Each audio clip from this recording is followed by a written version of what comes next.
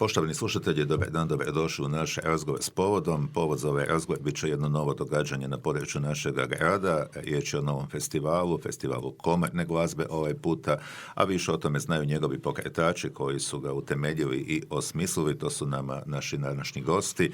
Dakle, Mihael Par, klarinetist, Sven Brajković, pijanist, vrhunski majstor i profesor i glazbe. Dobar dan, prije svega dobro nam došli. Dobar dan. Dobar dan, hvala na pozivu. Eto, došli ste na ideju, dakle, da se udružite, bih rekao, zajedno, Mihael Par, dakle, da budete jedan par koji će nešto zajedno odraditi, dati jedan novi glazbeni sadržaj našem gradu. Pa što ste to osmislili, kada, kako je pala uopće ideja i kako će se stvar realizirati? Evo, moje prezime sad je konačno novinarski dobro. I to izražaja. Zamah, da se udružim ili udružimo. Pa evo ovako, ja ću zapravo prepustiti uvodnu riječ Svenu, pa ću se ja nadvezati na njega. Pa voljeli bi reći malo o tome kako je sve krenulo. Prošle godine smo Mihael i ja održali koncert u Lugu Samoborskom u crkvi, to je bilo u veljači i bili smo oduševljeni odazivom publike, bilo je nekih 250 ljudi i tako u razgovoru sa župnikom smo razmislili možda da pokrenemo nešto veće i odlučili smo se za jedan festival komorne glazbe.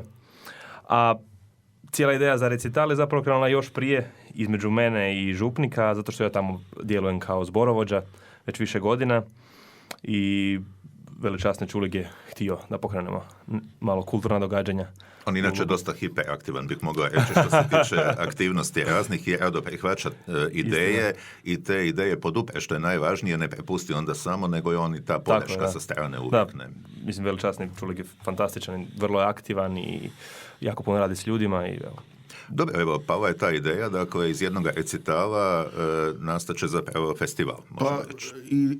I da i ne, jedno i drugo je zapravo točno, jer druga stvar u svemu tome je da zapravo već više godina paralelno postoji, dakle, i kod Svena, ali i kod mene isto jedna takva ideja.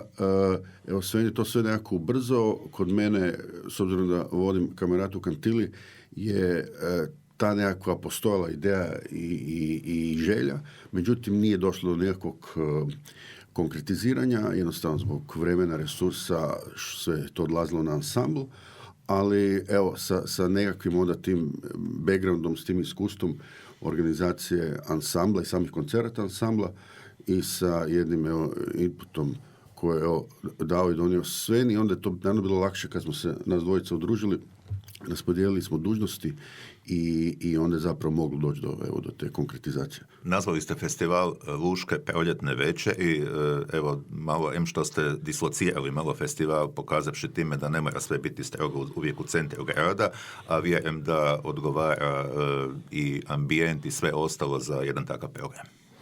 Pa zapravo to je bio cilj, s obzirom na većina kulturnih događanja na području grada Samobora se događaju upravo u Samoboru i u centru. Baš u Lugu Samoborskom i Bregani zapravo nema nikakvih sličnih kulturnih događanja, tako da je to bila ideja. Kako ste zapravo sve skupa osmislili, dakle, evo za sam početak, to su 4 dana, ali u stvari 3 programska dana festivala. Tako je, pa ovo bismo mogli, iako ne postoji nikakva službena ili standardizacija festivala, ali mogli bismo ga svrstati u onu kategoriju malih festivala. Postoje festivali čak i samo sa 2 koncerta, ali to bi dakle bilo tako, festivali sa 3 ili 4 koncerta u nekoliko dana i zapravo trojka je ovako, naravno, lijepa brojka i iako je raspoređeno na 4 dana, moglo je to zapravo biti i u 3 dana, ali opet zbog nekakve organizacije, raspoloživosti izvođača je to sve dakle stavljeno u 4 dana, što je možda i bolje, imamo jedan dan vremena da se malo i konsolidiramo, mi sviramo zapravo na svim koncertima, a evo nešto više i o programskom dijelu. Dakle, vas dvojica ste zapravo nositelji programa, bih rekao, nastupate na sva 3 koncertane, ali... Tako, i organizatori i izvođači. Da, nije lako, nije jednostavno, jasno, sve skupa posložiti, ali tu su zato vaše kolege s kojima ćete svirati, tako ne, i to ne samo iz Hrvatske, nego zapravo festival će imati međunarodni karakter. Tako je, da imamo nekoliko gosta iz Austrije i iz Litve. Doći će nam violončelist Reinhard Lacko, profesor na MDV-u u Beču, i violinistica Jeva Pranskute, koja dolazi iz Vilniusa. I sad možda da odemo dan po dan, dakle, otvorenje koncerta je u četvrtak 16. svibnja, nismo niti rekli, dakle, festival se održava od 16. do 19. svibnja, 16. otvorenje, dan stanke i onda subota i nedjelja, kada jesu dani za takve programe, još 2 koncerta. Tako, evo, na otvorenju će nastupati Marko Gracijani, Marko Otmačić, kao što sam već spomenuo, Reinhard Lacko i nas dvojica. Dobro, kakav je program? Dakle, što će se moći slušati, čije će se skladbe moći slušati? Pa kao i na ostala 2 koncerta, to je kombinacija klasika komorne glazbe, svjetske komorne glazbe i domaće literature. Evo, to ističemo i na to smo ponosni da smo na svaki koncert uvrstili i dijela hrvatskih skladatelja. Na prvom koncertu će to biti Bersa, kasnije Livadić, Lotka i još nekoliko njih. A osim Berse, s kojim ćemo sve ja otvoriti zapravo festival, to su njegove pjesme za glas i klavir koje smo mi preradili za klarinet i klavir. Sviramo još i Beethovenov trio, njegov poznati trio za klarinet, violončelo i klavir.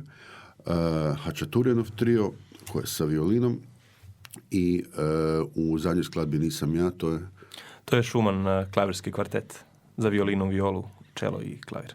Dakle, jedan bih rekao čak prokušani recept, poznati autor i poznate dosta skladbe, pogotovo publici koja prati komornu glazbu. Je li to ujedno i mamac, a vjerujem da ćete kasnije to nadograđivati možda i sa nekakvim premijernim izvedbama? Pa da, tako nešto je bio cilj, naravno, kao što smo rekli, pošto nije bilo kulturnih događanja, htjeli smo neki atraktivan program koji je vrlo blizak publici, ali plan nam je u idućim godinama možda i neke malo modernije skladbe i neke premijere hrvatskih. Dobro, što nas očekuje u subotu i nedjelju? U subotu nas očekuje kvartet Sebastian s programom Prokofjev, Sekstet, Dvořák kvintet i Livadić. Tako je jedna skladba našeg Samoborca prije 200 godina. To je jako lijepo za istaknuti, ne samo na hrvatski skladatelj, nego i Samoborac. Dakle, to na repertoaru ima, dakle, gudački kvartet Sebastian, riječ o gudačkom kvartetu, i taj koncert je koncipiran kao kvartet i klarinet i klavir. A zadnji koncert nam gostuje umjetnica iz Litve, violinistica Jeva Pranskute, i tamo je program malo drugačiji, dakle od dua do kvarteta. Da, tako je. Počet ćemo sa hrvatskim autorom Davorem Bobićem, izvršimo klavirski kvartet sa klarinetom. Nakon toga će biti duo violino-čelo, jedan litvanski autor Šenderovas, i nakon toga Parač kvartet opet sa klarinetom, a u drugom dijelu slijedi Mendelssohn klavirski trio.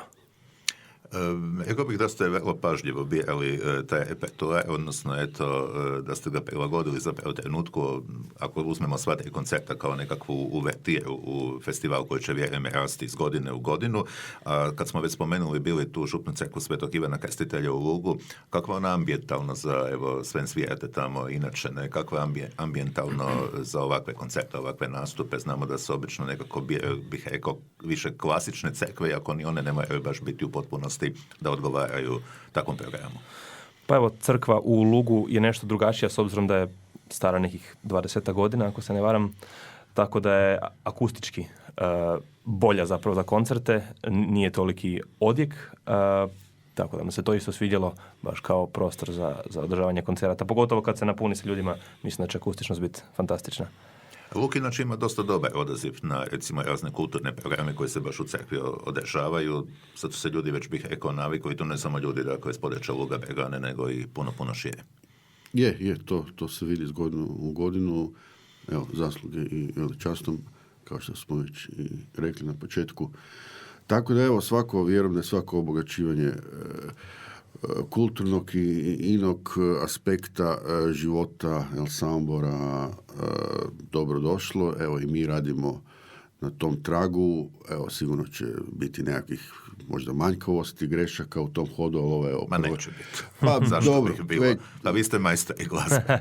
Već smo nešto na plakatu, malo se sami znate u organizaciji, uvijek nešto nikad to nije onako To je ono pa što znaju, evo i što sad znaju Eurosong isto organizatori. mislim da imaju nekih problema stalno, evo tako da, ali to ovako kažem, To obično na znaju simpatičan način organizatori, to ali ističe. publika najčešće to ne primjećuje. To mora Publika biti samo nešto, krive note, da. Dobro, nećemo o tome. Evo, ja vam doista želim puno uspjeha, evo ga, i svaka čast, evo što ste pokrenuli nešto novo u Samoboru. Rekao bih da imamo mi puno koncerata, događaju se i u Prici, dakle imamo glazbenu jesen i tako da sada ne širimo tu priču, ali evo zašto ne, baš nisam siguran da smo u proljeće ovako imali nekakve ovakve nastupe. Pa evo, zato smo baš odlučili se za proljeće. Razmišljali smo između, jesen nikako nije bila opcija, naravno, zbog samoborskih glazbenih jeseni, imamo predivne koncerte, ali ljeto, zima ili proljeće, mislimo da je proljeće nekako najbolje paše, s obzirom i na vrijeme i da ipak tad je još puno ljudi tu, na ljeto se svi razbježe. Tako da. Tako. Evo, onda još za kraj jedan poziv s vaše strane, tu publici, da dođem. Pa evo, srdačno pozivamo sve Samoborce, sve baš one koji su u Samoborskom lugu. 16. je otvorenje, 18. i 19. su druga dva koncerta. Evo, mi se jako veselimo, pripremamo. To je, evo, mi smo stvarno birali komornu glazbu za koju ljudi znaju, to su onako biseri literature u kombinaciji sa našim hrvatskim biserima. Evo, sve vas pozivamo. Evo, samo bi još rekao da su svi koncerti u 19:30 sati navečer i da je ulaz besplatan. Evo, što ćeš više nego doći i uživati. Hvala vam lijepa. Hvala. Hvala poziv. Poštovani slušatelji, bio je ovaj razgovor s povodom. Naši gosti bili su Sven Berković, pijanist, Mihael Park, klarinetist, pokretači novog kulturnog programa u našem gradu, dakle Festivala komorne glazbe, Luške proljetne večeri. Svi ste dobrodošli.